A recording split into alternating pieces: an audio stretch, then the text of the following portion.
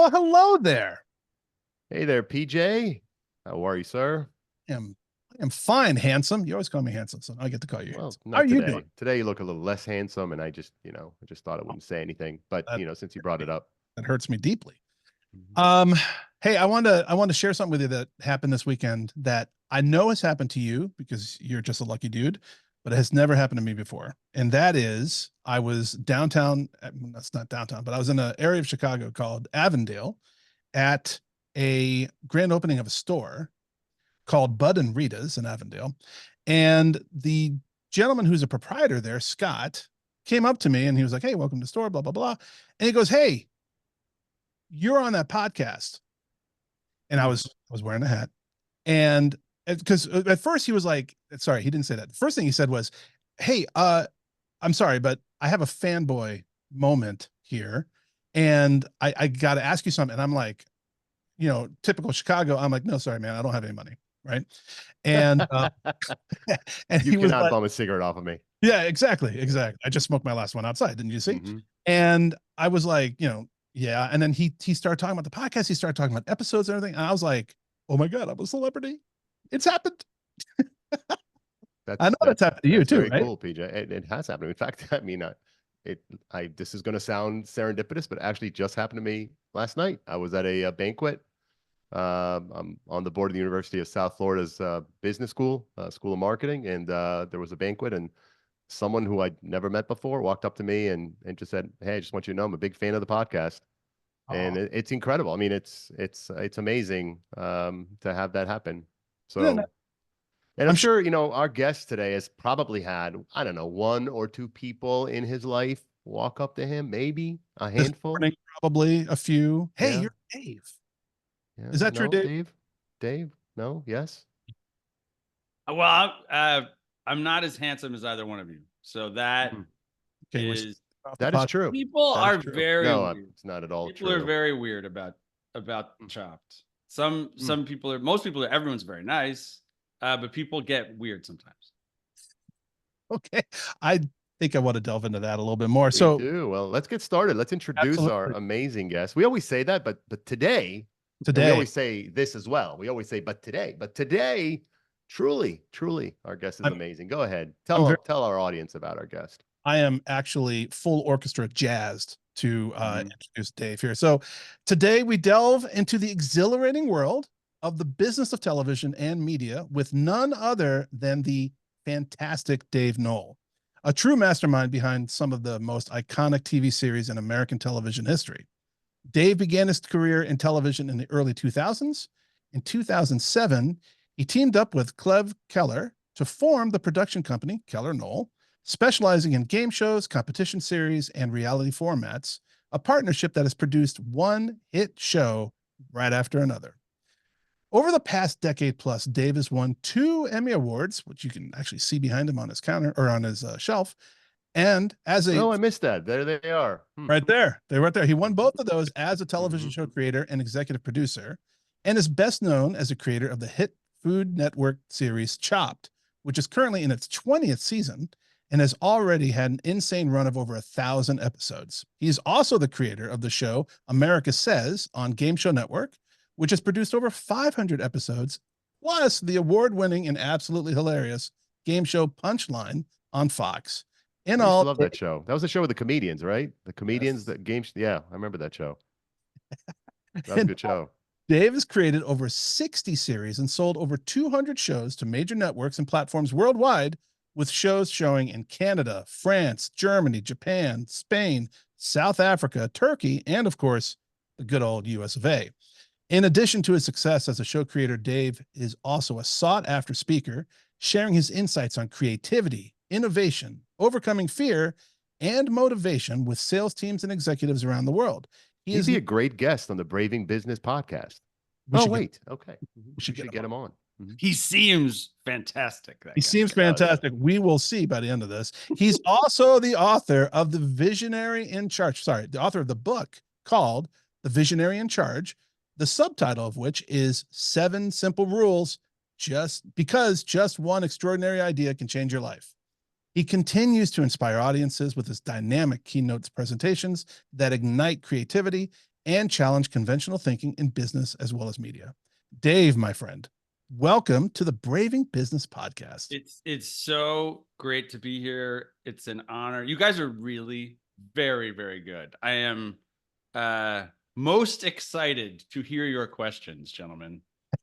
I've done Say some more about how podcasts good we are before. first, and then maybe Yeah. we will have some good questions for you. We're going to give you about an hour to stop talking about how great we are. Yes. But it's a Yeah, very good show. And there's a lot of business podcasts out there, a lot of podcasts with people talking about money and people talking about business. But your show has a very different tone to it, and a different hook, the hook of braving business and surviving business.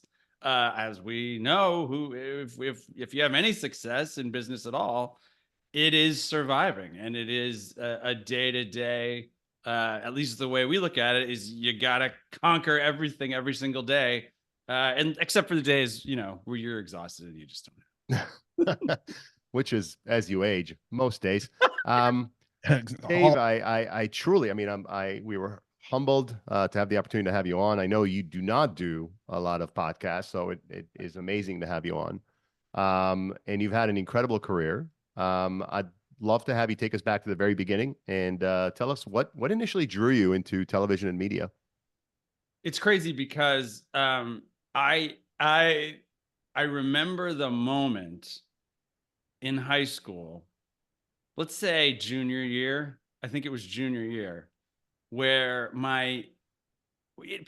for some reason people were talking about what they wanted to major in, and I had absolutely no idea. And my English teacher, Mr. Lux, Ken Lux, that just came out of nowhere, said, Dave, you should major in communications. And I said, what is that, sir? And he said, you can major in TV. At that point, whenever I could, instead of doing essays, I would make videos with my friends and whatever. And he said, you can major in television. And I literally thought he was kidding. I was Did you wonder if he meant like television repair, or did you know right away? Like literally, I was like, I don't want to fix TVs. That sounds interesting, I guess. No, and I literally, because I was like, if you could major in TV, everyone would do it. It sounds preposterous. So you can do history or lawyering or doctor things or TV, and everyone doesn't choose this. But he was like, no, you can actually do it. And so I went to American University in Washington, D.C., and they had this big giant studio there, and I majored in TV, and I created my first show at American. It was the hook was, what if a late night talk show was taken over by a bunch of crazy college kids? And my show was decent. It was fine. And we built it up over a couple of years. But then my brother took over. He's 4 years younger. He's extremely funny. Just a natural comedian. And not only did he take it over, he was the co-host his first year and then took it over for 3 years. But then after he graduated from college, we took the best clips and we sold that show to Comedy Central. And it was the first big show I sold. My little brother was host. He was 20 nothing and I 25 and I was 29, something crazy. And that experience basically taught me you can create a show and sell it at, I don't know if that was the highest level, but it was a big show. Jon Stewart has joked about Comedy Central, kind of being a backwater, but the reality is it is one of the most famous television networks in America. So that's pretty amazing. And it was an unbelievable experience. It was absolutely crazy and bonkers, and that led to the whole thing. So then I started actually pitching shows on a regular basis, and it has taken off from there. And yes, gone from one show to now 64, 65. My gosh. Do you feel the same amount of excitement every time? Like every time you land one, are you like just over the moon, or is it now kind of rote where you're like, yeah, I know the formula? I would say neither. It's more, you're like, I'm tired all the time. I have 3 kids. So it's, you have you get together with your closest friends, and then you're saying, hey, we just sold a new show. Everyone's like thrilled for you, and you have a glass of bourbon and go about your day. Nice. But it is what's great about working with Cleve and having a partner is we both have the same level of experience. We've both been doing it forever. And so when one of the things, one of our mantras from 10 years ago, 50, whatever it was, 10 years ago, is just take every win. Little win, big win, take it, acknowledge it, share it. And because pitching TV shows is such a low percentage game. You're up against literally, we have pitches, and the last pitch they got was from The Rock, or the last pitch they got was Reese Witherspoon, or the next pitch is Drew Barrymore or Kevin Hart. That's our competition. So when we win a big show, it's that difficult. And so that's why, you have to take every win, even if it's a small one. That's amazing. So you kind of gave me a perfect segue. So thank you, sir. Wanted to dive in a little bit about your relationship with your partner, Cleve. And that's Mrs. or Miss Cleve Keller. And actually working with one partner is not something that we've talked a lot about on the show. So this is a topic that raises the old curiosity. So I have a two-part question. First of all, did you know right away that Cleve was the right partner for you? And second, what advice would you give to someone in our audience who is thinking or contemplating about partnering with someone? And what do you think is like the number one attribute to look for? I was so lucky because what happened was there was a point in time where I started pitching this is what I'm doing. And so I decided I was going to take pitches from basically anyone who had any show idea in New York City. So I had an office, and it was comedians, producers, writers, Broadway writers, anyone, executives, anyone with an idea and they wanted to pitch me, I would take pitches. And I did that for, let's say 2 years. And one of the things you notice is it's very weird, but people start to pitch the same things. And you kind of can't believe it. You're like, how is this happening? But it just happens. There's something in the zeitgeist, and then everyone has this same kind of idea. And a lot of it is terrible. Like comedians would come in and they would be so thrilled. Oh, I had gotten a couple things off the ground, the Comedy Central show, and then just a couple development deals, a couple of pilots, and people were like, whoa, he could really help me. So they'd come in with like 15 ideas that they would try to pitch in a half an hour. And it was exhausting. And you're like, wow, this is so bad. Just next time edit down to 7, whatever. It was so terrible.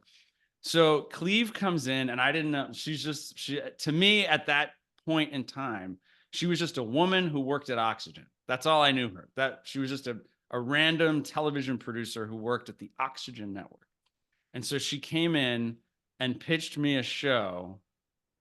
And right now I have these fancy black and brown notebooks, but at that point I just had one of those yellow legal pads. And I literally wrote down, this is the best show idea I've ever heard. And I think she's a genius. She might be an actual genius. And so I said to her, I know this executive, Vlad Wolinets at AMC, legitimately one of the smartest people I've ever worked with in television. Top 10, top 5. And I said, I think if I call Vlad, I can sell this in one phone call. And she was blown away. And I was blown away. And then I thought, maybe she's just crazy lucky, right? Like sometimes in business, you're crazy lucky. So I said, pitch me one other show. And when she pitched the second show, she just got it. She has this very, very unique ability to be able to come up with great hooks. And in TV, we now often say it's kind of like writing a pop song. You want to come up with a great hook that can last for 20 years. Chopped has been on 15 years now. Some insane. I read 20, but. Oh, there you go. Yeah. And it's crazy. And that's what you're looking for. And she has this ability to come up with these hooks. And literally it took me years then. So I sold that show, her first show, I sold it in one phone call. we then did a couple deals together, and I kept calling her saying, just work with me, just come full-time, stop this craziness. And she was like, I'm a producer and blah, blah, blah, and I want to run shows. And I would say, like, you're a great producer, I'm sure, but you might be the Mozart of freaking creating these unscripted TV shows. I think you might be the best in the world. So either do it on your own and I'll try to compete with you, or join me. And she was like, no. Nah. And so one day I called her and I was like, look, I'm not going to call again. This is my last time. I want you to talk to your husband, because at that point I had met Jack numerous times, her husband, and tell him that you want to do this, and get his advice. And that, by the way, was a complete lie. I would have called again the next month or 2 months later. But it was the first time where I was like, I'm not doing this again. I'm not calling. And so she joined me, and it is so huge for me because, as I say, TV is such a low numbers game. There's so many egos involved. There's so many just straight up crazy people involved. If you are to think about show business and then you think, wait, it's not just show business, it's the reality TV section of show business. And if you picture what you're imagining, are these the crazy? They are the craziest people by and large that you'll ever meet. There's some amazing people too. And so to have a partner that's 100, we're 50-50 on everything. We talk about everything. But at the end of the day, like, as I say, there's some days where I'm just like, I don't have it. You make this decision. It's too crazy for me. You choose. And I trust 100% that she'll make the right decision. And she does. And she does the same thing with me. And go ahead. Well, so sorry, one quick question then. So what is like the attribute that you think making a great partner, right? So you've had years and tons of success, and I'm sure some failures along the way with Cleve, but out of it all, is there an attribute, I'm sure you guys work together, like the simpatico is brilliant, right? But is there an attribute where you're like, that is something I need as a partner? And what do you think that is? It really is like a great marriage. And when you hear or you read the books on what makes a great marriage or whatever, in that Cleve and I are very different when it comes to creating shows. She is like a fireworks display of ideas. If someone gave us an assignment on a Thursday and they said, we want this type of show for this audience, and we want 18 to 34-year-old women, whatever. And then Cleve and I decided to meet about it on Monday. I would dissect things. I would take things apart. I would look at lists. I would look at old shows that we had created. I would go through, I have all these files here. I would sit on the floor and sit at my desk and whatever. And I could deconstruct and then construct with great titles and great hooks, 5 shows. That's probably my average, 6 shows. She is an entirely different person. She comes at it and she could come up with 35 shows in a weekend. She is a fireworks display of creativity. So in that way, we are very different. She doesn't go through files. She doesn't go through lists. She's not that person. So in that way, we're different. But our outlook is exactly the same. From the first moment I met her, we both have this kind of very positive, we call it blue sky, big tent, 88 to 88 shows. We want to create the biggest possible show for the biggest global audience. And that's so on the one hand, we're very different. And then our outlook is exactly the same. And I think if you can find that person, I was crazy lucky. There's, as is often the case, an incredible lesson in what you just said. And it's a lesson that a lot of people in their early days of their career maybe don't quite appreciate. And that is that the first thing you should be looking for in a partner is that they do something that's unique and that you are not capable of, or that takes what you do and makes it exponentially better. And you saw that in Cleve, and you jumped on it, and it's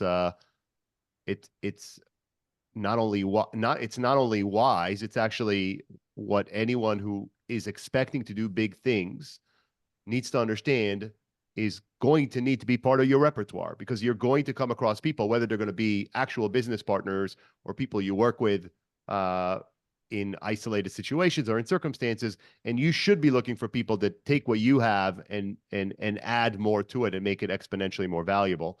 The second part, which is probably just as important, is that you have the same outlook. It's not that you necessarily need to view things the same way, but you should be directionally pointing in the same direction.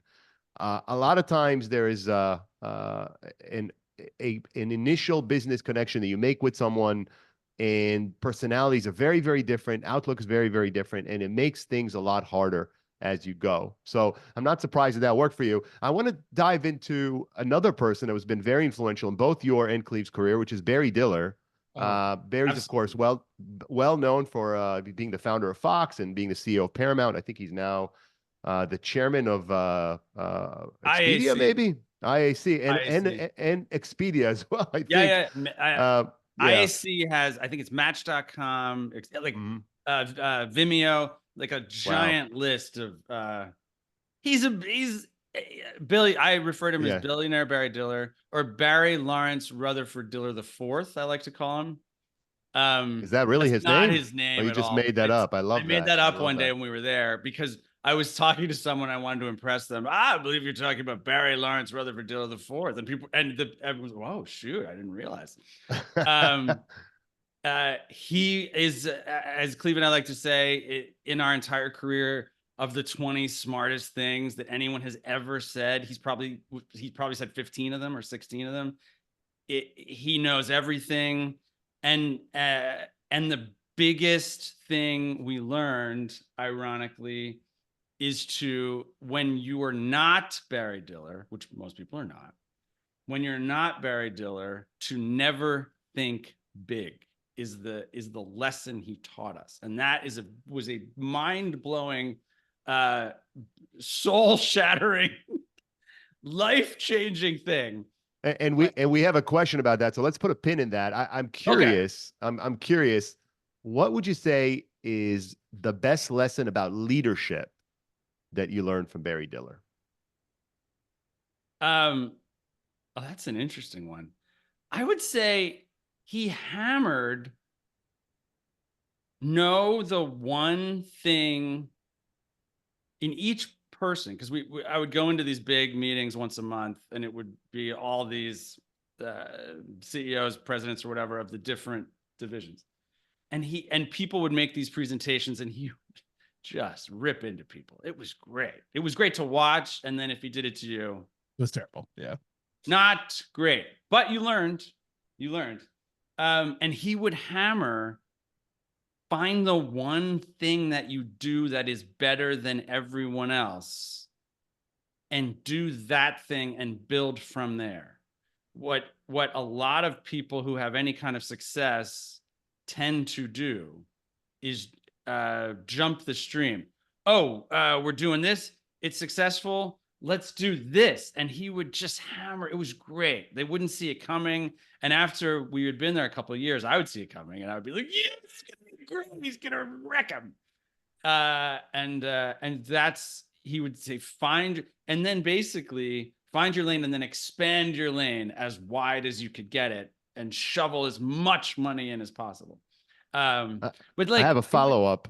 That I would be remiss if I didn't ask, because as people who listen to the show often know, I'm a recovering asshole. When I was CEO, I would sometimes treat people below the line to respect.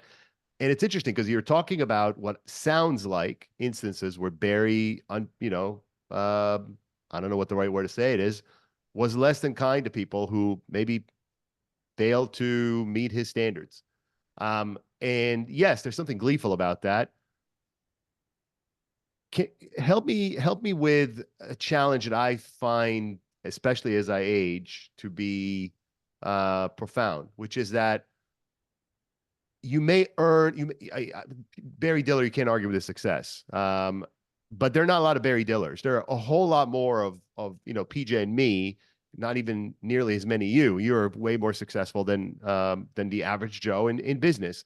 And for the average Joe in business, I think that's a failing strategy. I think being an asshole is not going to work. Can you comment on that? I mean, why do you think it works for Barry Diller? And it's also been, there are other famous people, whether it's Bill Gates or or others that have been notorious for Steve Jobs for being unkind, and it was kind of part of their magic. What is it about that? I mean, I'd love your thoughts on just this whole concept of being less than respectful, almost as a business strategy. In our world, there are so many, as you said, assholes who haven't earned it at all, or who, even if they are successful, yeah, I mean, in our world, even if they are successful, are just bad people. They're drug addicts. They're whatever. They're just terrible people. And I think what I still call him Mr. Diller. What Mr. Diller did so well was he was just very direct. It was all about the business of it. And the biggest part of it, and I really do think, and this is why it's so hard, because I would imagine most people don't realize that they're doing it, is it's ego. Diller has no ego in business, like literally zero. And so that's a huge difference. We've worked with people who were assholes, who had this enormous ego, and it's just loathsome to deal with.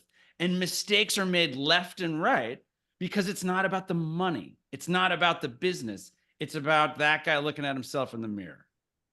Diller could care less about what anybody thought about him, about what anybody wrote about him, about anything except the money and the business. And that is so weird and refreshing in television. I would hope that in other businesses, and I've met at this point with a lot of CEOs and a lot of entrepreneurs, it seems like there's a lot less of that. So if you're an asshole and it's just about you, it is not going to be success. It'll be very hard for anyone to focus. Anyway, for Diller, it was all about how are you going to make the most money right from the beginning. And we didn't even get that at first. But it became very apparent. And by the way, I don't he smiled every once in a while. He really, I think, not that he ever said this, but I think he really enjoyed us because we had the TV production company in the building and everything else was social media, internet, everything else was .coms. And so he would just come down sometimes and say, we always had some show with artwork, with set drawings, with logos, something to wow him with. And he would you'd pitch it in 4 minutes or less. And he immediately would say, I don't like it because of X, Y, and Z reason. And he was always right. Or he would say, I like that. And then you'd be like, this is it. We're all going to make tons of money. Well, let's talk about a show that has made tons of money. A perfect segue, PJ, yet again. This man is setting you up like it's a softball game. I know, not got to slip him some money. But before I do, real quick, he in Dave's original statements when we were talking about Cleve and how he met Cleve, I think there was just a real cool entrepreneurial thing to point out, and that is Dave showed, and I'm talking about you, Dave, in third person while I'm talking to you, Dave. You showed a lot of self-effacing awareness, right? You were very self-aware of what you bring to the table. And you saw that Cleve brought something very different to the table. And I think a lot of times, especially in small companies, especially as we're starting out, as an entrepreneur and as the head honcho, so to speak, we tend to think we have all the answers and that our way is the best way. And I just want to point out that it's an excellent viewpoint to have, to notice that, hey, guess what? This is how I do things. It might not be the perfect way to do it, but as long as I partner with someone that we both have the eye on the prize, I learned this amazing thing before Diller, before Cleve. I worked with this guy, Bill Brand. I can't remember where he is now. Some cruise ship thing he's running, some big giant cruise ship. So the guy, crazy successful, but at one point he was my boss when I worked at MTV and VH1. And what I noticed about him after about 6 months is, unlike everyone else at MTV Networks, he gave everyone very specific credit to other people out loud. And it took me off guard because I was a guy who would say, what about this? What about this? And so I would create shows and specials, and he would, unlike everybody else, he would give you very specific credit to other top executives, to the other senior vice presidents, et cetera. And I didn't get it at first. I was flattered and I was like shocked because no one else did it. And what I realized, and I talked to him about this years later, what I realized was it's the smartest thing that for some reason people can't grasp. If you hire someone and they're on your team and then you're giving them credit, it is a win-win. If they win, you've given them credit, you've hired them, you're a genius, right? If they lose, you've given them all the credit. So you're just like, I made one mistake hiring this moron. And then you get rid of them. And it, like, as I realized what he was doing, I was like, why doesn't everyone do this? And yet, again, ego, so many people want to take the credit for themselves. Bill was like, if I give away the credit, it works every time. And so years later, I said, is this what you were doing? And he said, absolutely. He had learned it from somebody else. And so I am like, to me, especially in TV, you can't do anything in TV without 100 people or 200 people all working together. You need to work with the best in the business, and you need to constantly give everyone credit. Well, that's awesome. Thank you. Thank you for expanding on that. So Chopped, let's talk about one of my favorite subjects, food and Chopped. So Chopped is it's my favorite show. I love it. It's a pretty good show. And I was telling my girlfriend, I said that we have a podcast interview today with Dave Noll, and she didn't recognize the name. And I said, Chopped. And she says, oh my God, Chopped. I love that show. And there you go. So that's amazing. So it's become, you've birthed this cultural phenomenon, and there's of course the backstory to it, which does involve some not so famous, or does involve a not so famous dating show and a very famous ESPN show, which is sort of a riot. So can you tell us that story? The big thing was, so I had a pitch, and we're constantly from the beginning. This was 2006, I think. We're constantly looking for some great hook, great title. As I say, you want the executive to fall in love with it, and you want it to be so simple that they don't even need the paper. They don't even need the presentation, the deck. They can, if they see their boss in the elevator, they can just rattle off, we've got this new show. Here's what it's called. Here's the hook. And everybody smiles and everybody loves it. So I was about to pitch the great Charles Norlander of the Food Network. Charles is this guy, always smarter than you, always intelligent, always knew everything about TV, always very well dressed.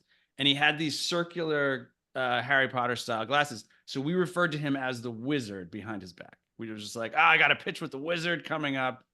And it was very hard to get through to him because, he's a highly intellectual individual. And so I called, at that point, Cleve and I were working with this guy, Mike Krupet. He still creates TV shows. He was based in LA. He still is. I called Mike and I said, I've got this. I'm pitching the wizard in a couple days. I don't like any of it. I don't love it. Like, it's all good. We talk in stars. So it's like 3 stars, but it's not 5, right? It's maybe 3.5. These aren't 5-star ideas. And Mike, at that point, you alluded to, Mike and I were obsessed with this very high-end television show called Eliminate. Obsessed with it. Not the show itself. The way the show worked, it was this very trashy television show where one lady dated 4 guys in a half an hour TV show, but obviously it was shot over one long night. And at different points of the night, she would eliminate guys. So after about an hour, she would say, honestly, and it was mean and trashy. She'd say, honestly, I didn't like the look of you from the beginning. You're out. And so he would go. And then about an hour later, whatever, there's 3 guys left, and she eliminates a guy. I thought I liked you, but you seem really dumb. And he's upset. They get the interview afterwards, whatever. And then it comes down to these 2 guys at the end, and she picks one. And as I recall, then the big prize is they jump into the jacuzzi together. So it's very high-end television, very high-end. So we Sounds like it. Yeah, it's West on Wing, Sopranos, That's right. Yeah. Eliminated. Seinfeld, right there. Yeah. Exactly. So Mike and I were obsessed with this format. We were like, this is so cool because most competitions, if you think about it, are some kind of bracket style. Winner moves on, winner goes, winner moves ahead. And Mike and I, both sports fans, that's how we were thinking. But Eliminate was different. It was loser gets kicked off. And we were obsessed with how can we create other versions of this? So Mike said the greatest words ever to me on that call. He said, well, what if we were calling them 4-3-2-1s? Because whatever. Now in TV, shows like Chopped are called 4-3-2-1s, but we were calling them 4-3-2-1s back in the day. And Mike said, what if we had a 4-3-2-1 for the Food Network? And I was like immediately, I was like, that's a great hook because I can say their big hit at that point was Iron Chef. It was so great for so many reasons. The big hit at that point was Iron Chef. And we knew the ratings sagged in the middle. We knew it. Like Act 3, Act 4, you could do it. We do. I do way too much research. I do obsessive research. And in the research, it showed Iron Chef's one competition. People got bored in Acts 3 and 4, and then they would come back for the end. The ratings would go down and back up. I was like, Mike, that's so brilliant because A, it keeps you watching the entire time, And B, I can go in and say, it's like Iron Chef meets Eliminate. I can't wait to say those words. It's amazing. And so we're all excited. And then I said, that means it's 3 competitions. There's 3 judges. There's 4 chefs. And then Mike said another smart thing. He said, it's appetizer, main course, dessert. And by that point, I'm like, dude, this is it. We are geniuses here. This is amazing. But we didn't have the main hook. We didn't have the main title. And at that point in time, I now know the Silver Dome thing. When you go into fancy restaurants, I guess in the 50s or whatever, the 70s, the Silver Dome was over the food and the waiter would lift it up. I now know it's called a cloche. I did not know that. The only reason I knew about these Silver Dome things was because of Bugs Bunny cartoons. And I had this image of like, wait, it's like a Bugs Bunny cartoon. The losing dish is under the dome thing, Mike. And the host can say, you've been chopped. Not you yet. You've been chopped. I was like, Mike, the show's called Chopped. And he's like, you're a genius. I'm like, you're a genius. And in the next 5-10 minutes, we were obsessively talking about this. Then we went and talked to Cleve. The 3 of us spent the next like 48 hours, 72 hours building this whole idea of a show. And I floated in. I was so excited. And I literally said, Norlander and I talk about it, the wizard, and I discussed it. I've talked about it since. I said in the room, this could be your Jeopardy. This is the kind of show that you can put on anywhere in your schedule. You can run it 8 times on a Saturday. And it'll be so addictive. It could be on for the next 10 years. And it's like the one moment where I dreamed so huge and it actually came true. So what was the ESPN angle? Because I haven't heard that part yet. Because I remember that Around the Horn is the other one, right? Around the Horn, got it. That's the other one now. That's like it's a 4-3-2-1 where there's 4 sports figures. They get eliminated one by one, and there's so many shows. So many shows. Wow, and that's a great. You also just gave innately a great selling tip, right? Exactly. For salespeople, which is talk about the benefits. And make sure you express why what you're talking about is important to them. And when I talk to sales teams, first of all, I say, look, I'm in the toughest. Like, I go up against The Rock and Reese Witherspoon, and there's thousands and thousands of people in the industry who would all love a show to premiere in the United States. We are the #1 market around the world for television. And there's all these people who want to do it. So it's so hard. And yet what you have to do is when you go in, you have to paint this extremely simple hook. Why is this going to work for you? And put it in such a simple way with maybe one thing that's creative, one thing that makes people go, oh, I should not use this copier. I should use this copier. Oh, I should not buy this house. I should buy this house. One thing for people to remember. I should not use this realtor. I should use this realtor. One simple thing. And so I did. I went in and I said, it's Iron Chef meets Eliminate. He immediately smiled and he knew that's a great line. He just knew it right away. We all knew it. And so it's interesting because I'm thinking about your book, The Visionary in Charge, and you actually discuss the power of one extraordinary idea. And it sounds like that's exactly what you're talking about. So let's draw out some of the, I think, very, the clear reasons why that's a winning strategy. For one thing, generally speaking, your audience is going to have a certain attention span, and it's not going to be the kind of attention span that maybe we had 30 or 40 years ago, where they are going to hear a 3-part pitch. Tell us why you think the idea of why is one extraordinary idea, particularly in this era, such a powerful tool? 100%. Like I talk about it in TV terms, but it's so obvious. Like when you watch like Good Morning America, you remember what Good Morning America was like not that long ago? 10 years ago, 15 years ago, you'd watch Good Morning America. This is real. And they would be there and it was 2 people and they would say, here's the big story of the day. And they would talk about that story for 5 minutes, 10 minutes. Like, and there's 2 hosts, it was Bryant Gumbel and Katie Couric on one channel and Jane Pauley and whatever on the other. Now you watch Good Morning America and in the first 30 seconds, it's like tornadoes, Trump, the Royals, puppies, basketball, bang, bang. And it's everything just like it is an onslaught.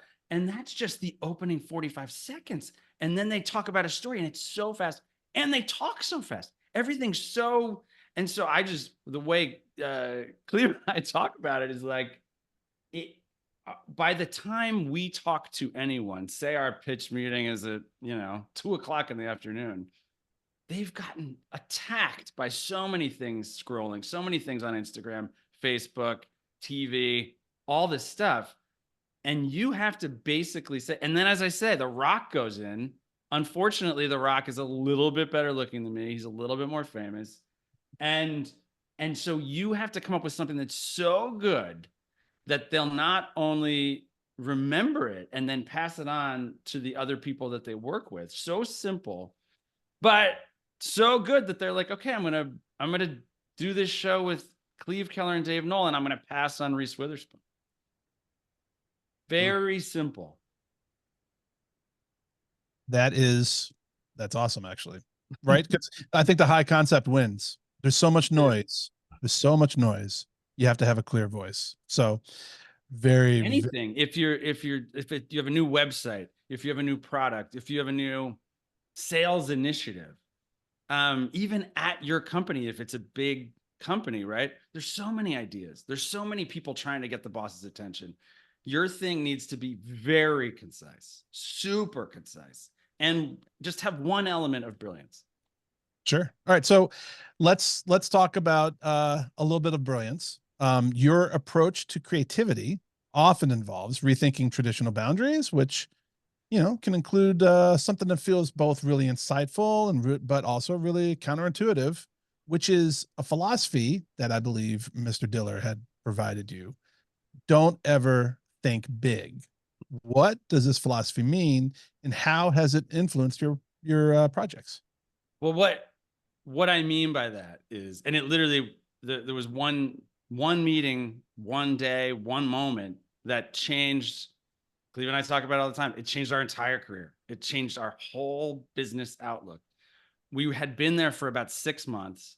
And obviously, when you're working for Barry Diller, you're just trying to impress Barry Diller, right? That's all you're obsessed with it every single day. And our job was to create shows and sell shows. And usually what happens in TV is you sell a development deal or you sell a pilot. Very rarely do they go what is called straight to series. But it sometimes happens. But it's so rare. It's very hard to do. So we, about a month in, 2 months in, we had this show idea. And I said to Cleve, this is so great. And I know the talent and I know where it can go. I'm going to call the talent. I know the talent. We called the talent. Talent was in. We pitched it twice. because we knew there was a big pitch. So we did a pre-pitch. We pitched a place that we didn't want as much. They loved it just to kind of practice. We're like, this is great. Let's go in. And they went right, this network went right to series. And they picked up, I think it was 8 episodes at $600,000 an episode. I think that was it. Or 10 episodes, whatever it was. It was about 5 million. And we were thrilled. We were like over the moon. And as I say in the book, it's because we were big thinkers. We were like, this is the biggest thing that's ever happened. It's so big. Barry Diller's going to be thrilled. So once a month, I would go in and report on what we were doing. And this particular day, I had this amazing, he wanted everything in a color stack of papers. You know, here's all the numbers. Here's what you're doing. Here's the logo, whatever. And so I was so psyched, and I wore my best suit, and I was like, Cleve, this is going to crush. And my wife was like, wow, you look great. And I was like, I know, it's going to be the best day ever. I'm amazing. Right. $5 million. And we've only been there a couple of months. He is going to be blown away. So it comes to my turn. And this room is the scariest room you've ever seen. It's dark wood. It's Barry Diller on one side. It's all lawyers and accountants and you. And then on the other side is Diller's partner, literally the guy. And he's on this giant screen because he's based in Beverly Hills. So his head is enormous. And he's literally the guy that they based Mr. Burns on in The Simpsons. Because in the meetings for The Simpsons, when Diller greenlit it, same partner and scariest guy ever. Giant head. So I go in and I am amazing. I'm on top of the world. Who cares about Diller? Who cares about this scary guy? Who cares about all your lawyers? I'm going to wow everybody. I do the whole thing. I go through all the numbers. And he says, why are we doing this again?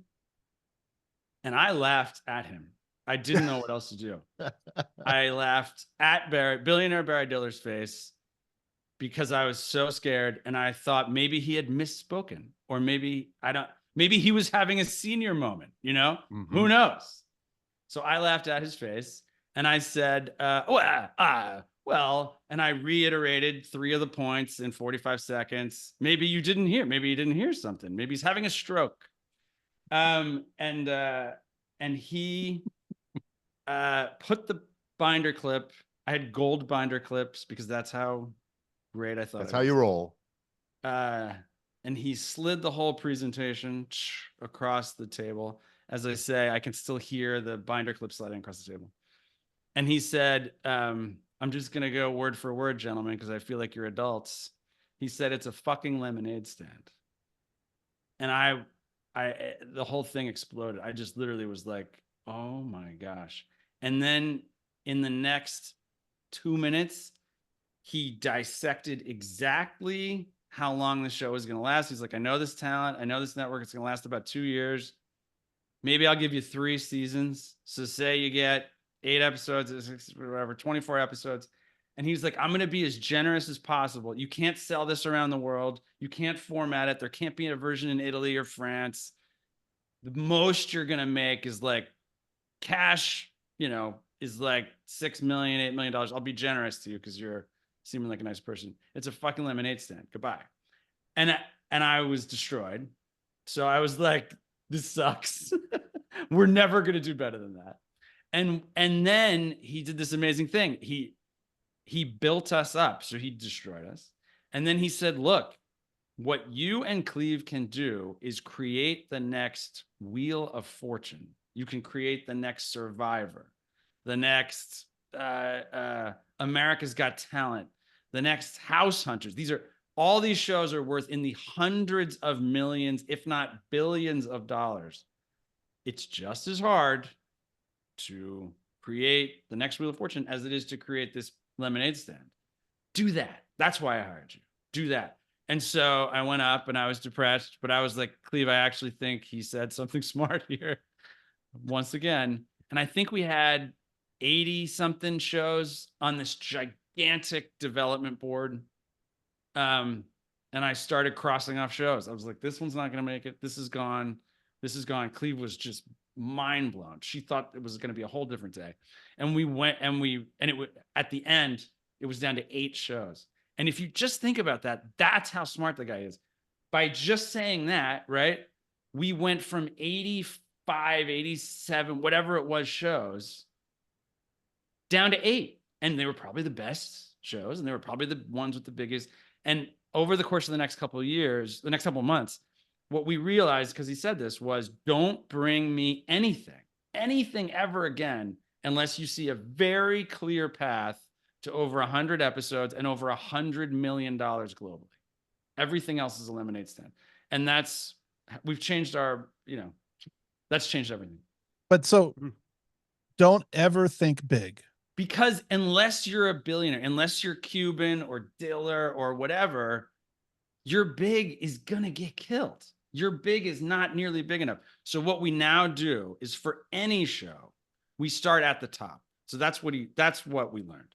So if you're doing a dating show, what is the biggest dating show ever of all time? Do that. If you're doing anything, what's the biggest, what is the $1 billion goal? Work from there.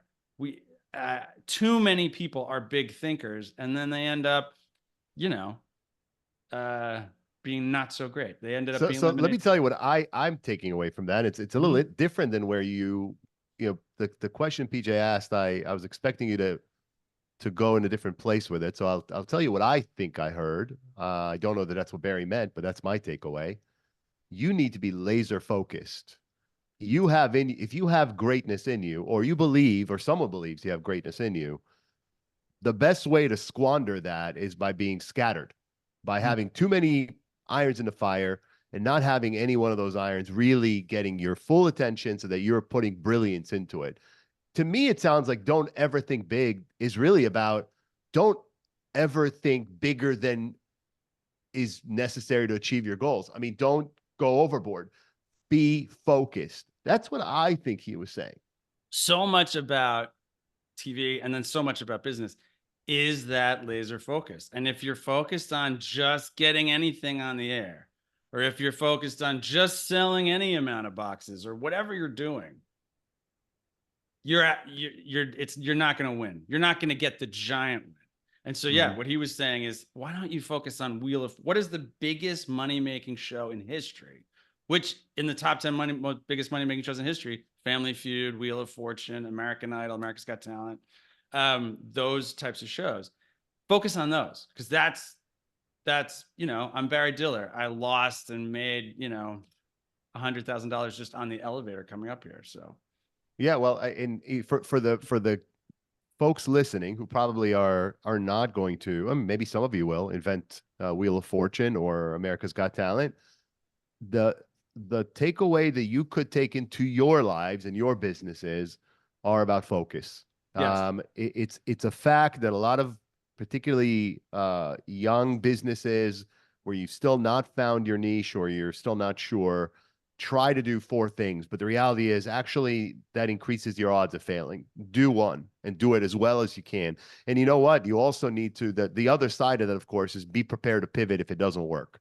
Yes, definitely. Be focused and be prepared to pivot. And I think that's the lesson there for an everyday listener. I'd like to pivot here and take you down maybe a path that's going to change the tone a little bit, because my sense of this interview, which has been amazing and so much fun, you've been giving us amazing and fun and funny and clever and wise information and anecdotes. But I want to talk to you about fear, because one of the things you talk about in your keynotes is about overcoming fear, and overcoming fear is about vulnerability. And I haven't heard vulnerability yet. So I want to ask you to talk to me about the fears you've experienced. Tell me on a personal level, what are things that have scared you? And then can you share how you've used fear positively, and in ways that have impacted your life and career? It's what's cool about TV and now talking about it like I do is that it's such a heightened experience. Every show that we pitch, we literally go into the pitch thinking, now this show, to the executive, this show could change your life. So of course it could change mine, but what we have been able to do now multiple times, is sell someone a show that literally changed their life. They became the senior vice president or whatever because they picked up our show. Their network channel went from number 45 to number 25, and they made gajillions of dollars because they picked up our show.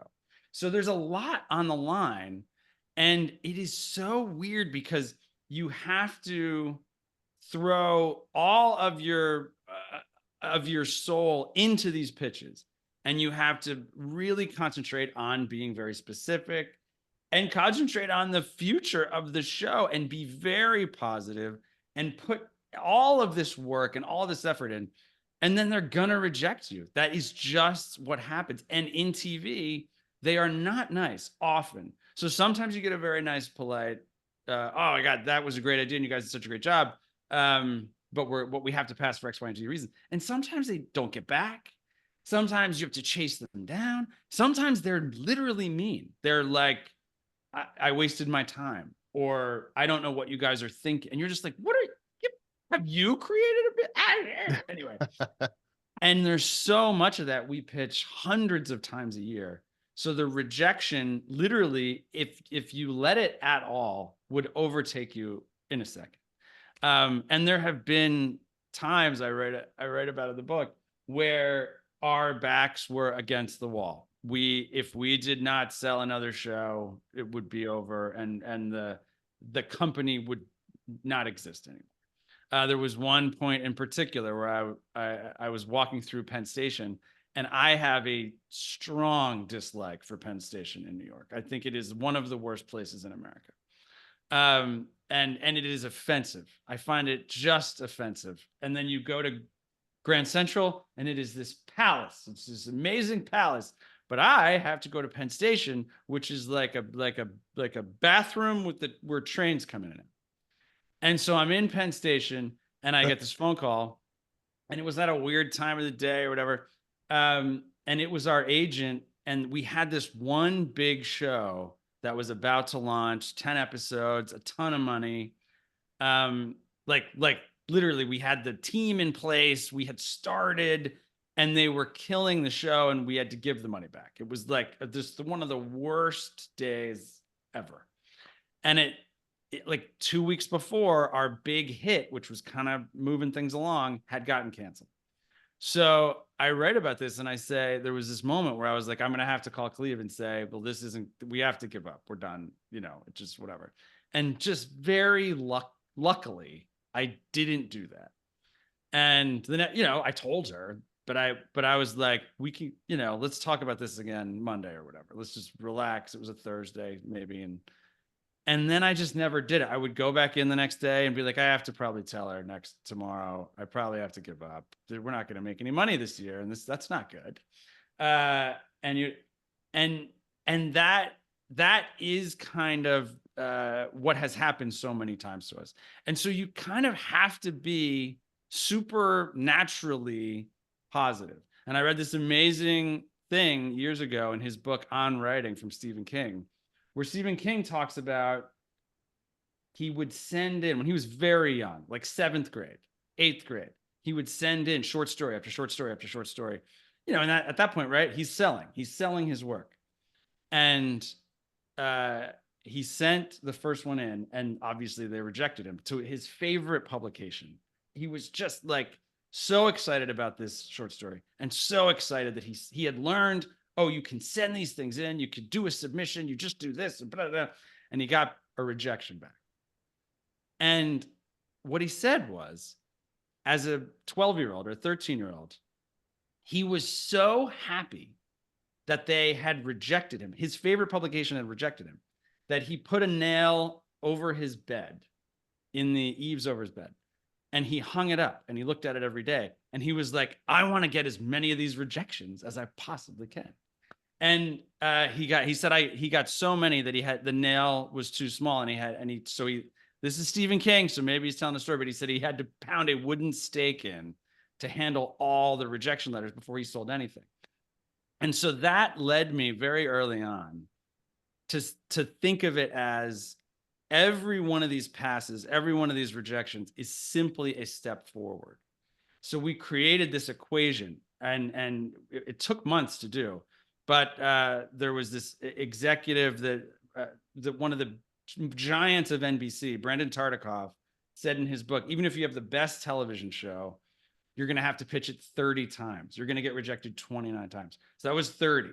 And then we went to all these production companies and all these networks and said, out of how many deals, if you do X number of deals, how many will you actually get a show on there?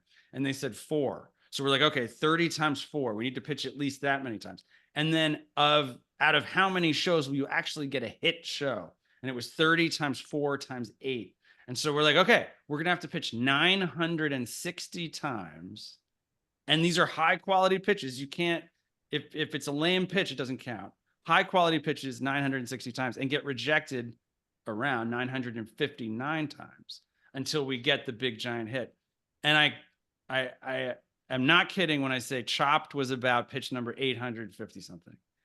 And that taught us you're going to learn so much along the way. You need to throw, everything at it. But as soon as the pitch is over, you just got to move on, and they're going to reject it, and it's fine. It's a step forward. So the chapter in the book is called "There Is No Fear and There Is No Failure," because what we're afraid of, I think, is what we're taught of as failures. As a kid, you're like, if I get the F, I got to hide it from my parents. Failure bad, failure bad. In business, so often, obviously, failure is completely necessary. You have to get it. You have to. So it's not really failure as we know it. It is literally a step forward.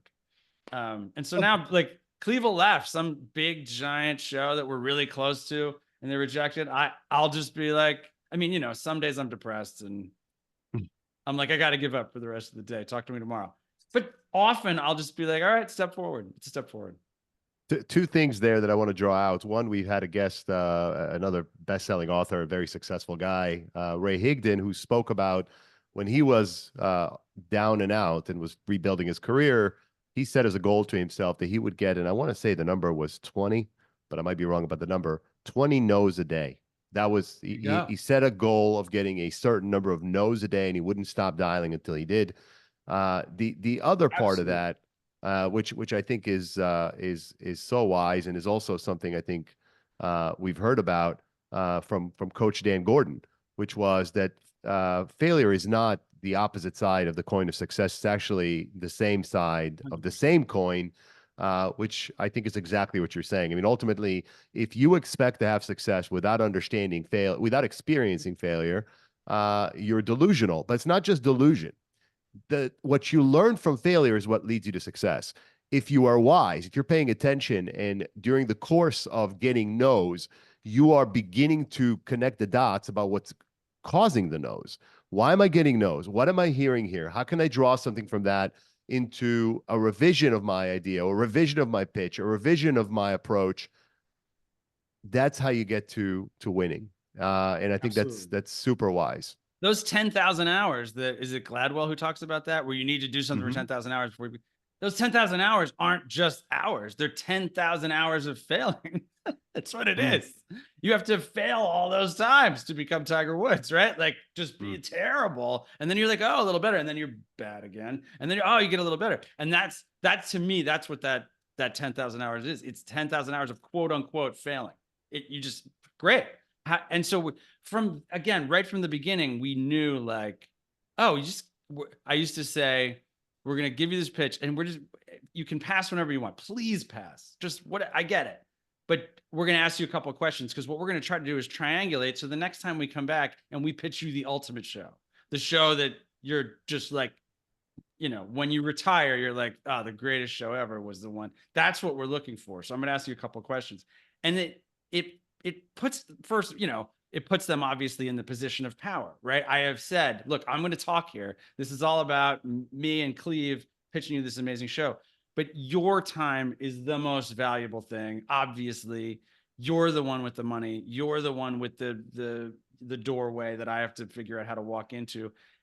But Cleve and I are really good at this. We can help you. We can help your network. We can help you. Help us do that. And that has worked for us really well.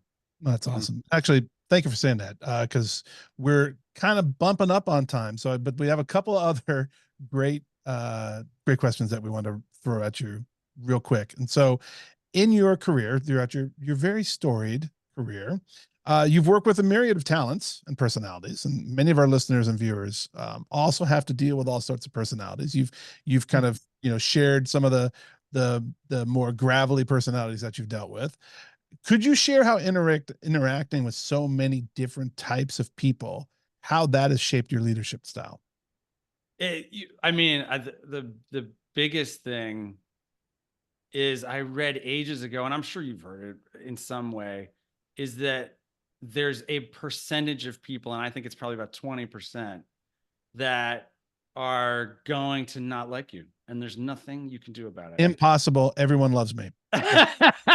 And then there is 20% of people who are just going to love you, and they think you're great. And that what I'm trying to do as I work with anyone is think, and then the rest of the percentage of people you got to try to work over, and you got to try to get to your side.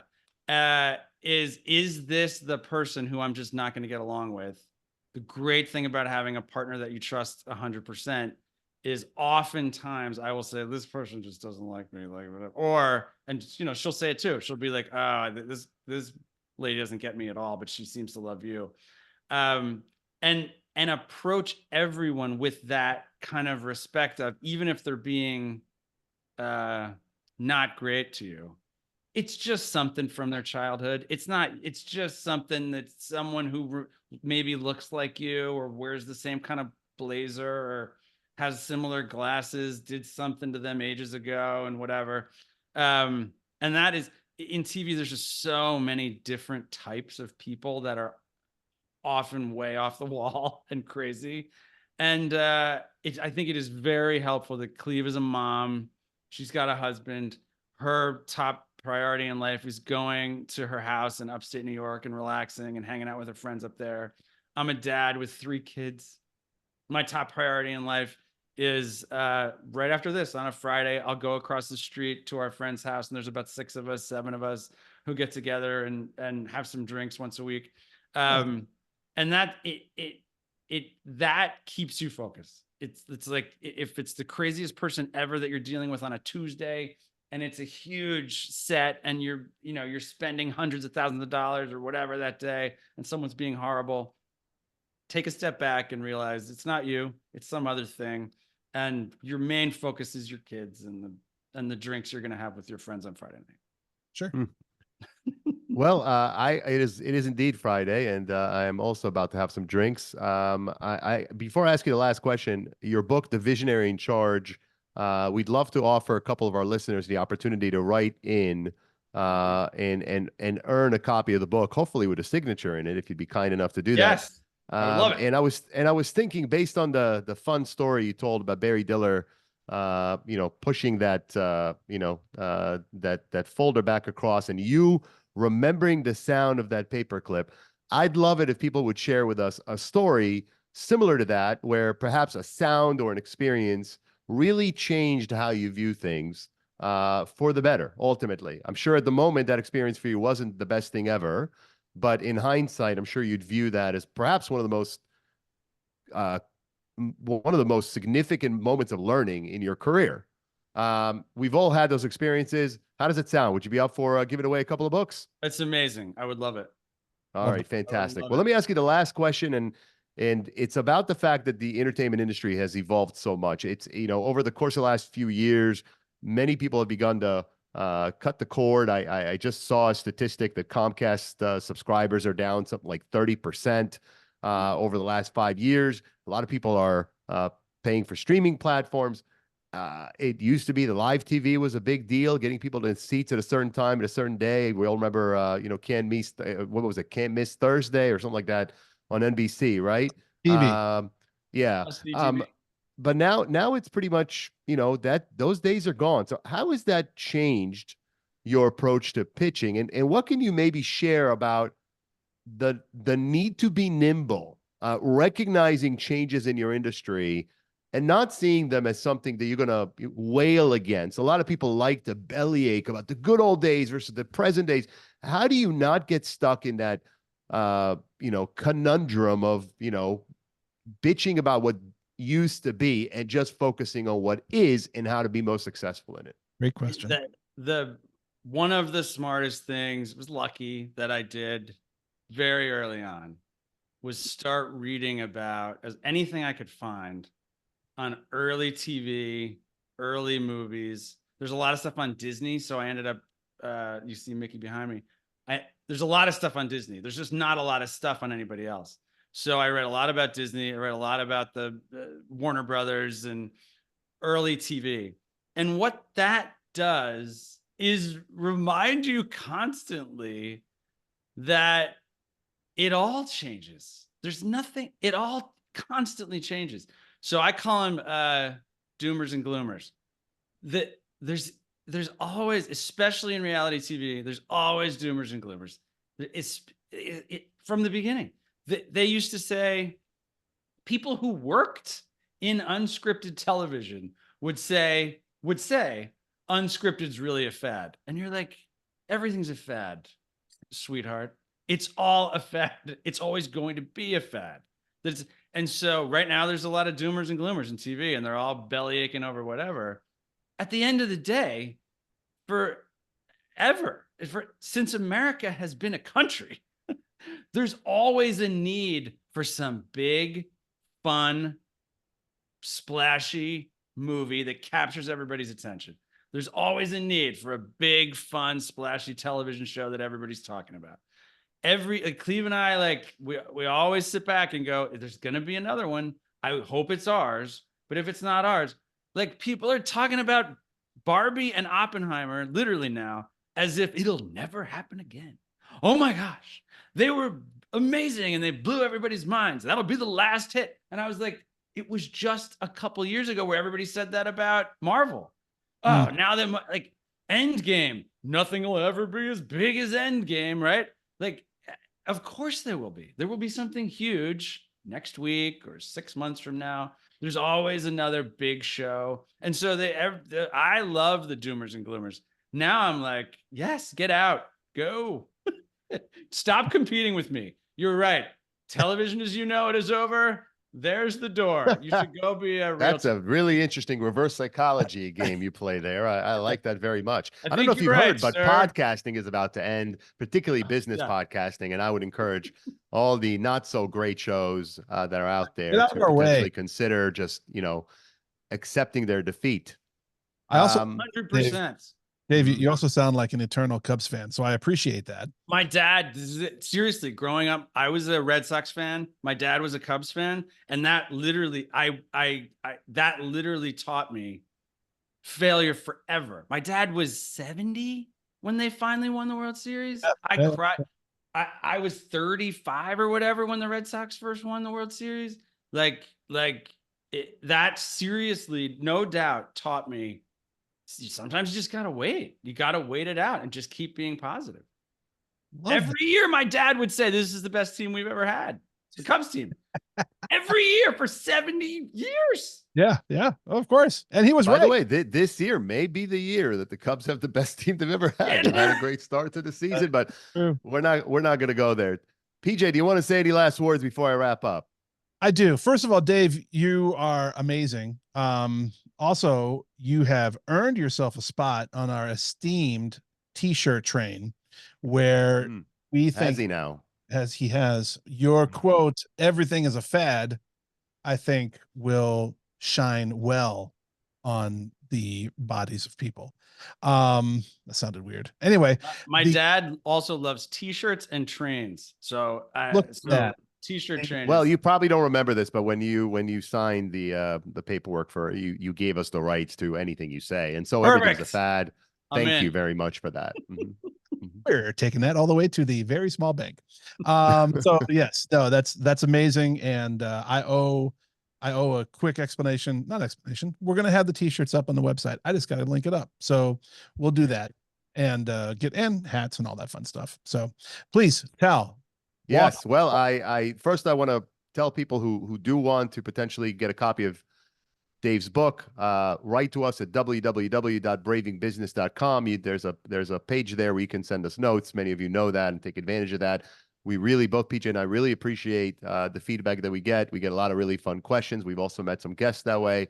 And it's been a lot of fun. So please write to us, and we'll eventually just hold a drawing. It's pretty random. We are not, we'll select a handful and then we'll pull names out of hats. So you have as good a shot as anyone. Please do write to us. I want to just end with, of course, we appreciate your time, and you were very generous. We've actually gone about 25 minutes longer. I just want to say, we don't take for granted that someone like you has taken the time to be with us here today and to share so much wisdom with our audience, but also, do it in a way that hopefully reflects on what it takes, not just from, you have to be brilliant, you have to be, connected. You also have to be human. And, what I saw, Dave, today is you're just a fun guy.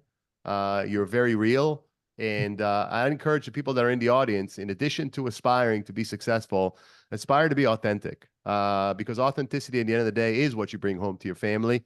And if you think you can just pivot, you can just be inauthentic all day and then show up at home in the evening and be authentic with your wife and your kids, that's really hard to do. And so I saw a lot of authenticity today, and I feel really, really grateful to have had the opportunity to speak to you today. And hopefully, next, we'd love to hear about other future projects and initiatives you got coming. So when you got the next big hit, let's have you back and continue this conversation. Yeah. Thank you both so much. I had a blast, and what you're doing is very different from the other business podcasts. So congratulations. And I heard it right away on the first episode that I listened to. Your rhythms are different. Your questions are different. And your hook is very, very different. So congratulations. It's very impressive. Well, thank you. In a funny way, I'll end with this. There is a somewhat of a similar story behind PJ and my partnership to your partnership with Cleve, because I was a guest on PJ's show. I was pitching a startup that did not work out actually a few years ago. And I was a guest on the show. PJ contacted me afterwards and he said, "Look, I think you were really great and I think you should do a podcast." And I kind of laughed at him, and I've, kind of been a, serial entrepreneur and CEO. And I'm like, yeah, I don't think that doesn't sound like something I'd want to do. And he said, well, you know what, that's fine, but I'm going to keep checking in with you because I think that you should. And so, every few months for a couple of years, PJ did check in with me. Wow. Until at some point he That's just got me at the right time. And I'm so grateful to him for that, because quite frankly, this has been one of the most fulfilling experiences of my career, having the opportunity to talk to so many people. And I feel like I learn every single episode. Yeah. And I have some values reinforced. And it's one of the most fulfilling things I've ever done. So just want to say, thank you for reminding me to thank PJ, without whom, Look, man, it's just a long road for me to sign you up as an Amway distributor, because that just helps me. So absolutely, it always ends at Amway somehow. Ladies and gentlemen, thank you, David. We appreciate you very, very much. Thank you both.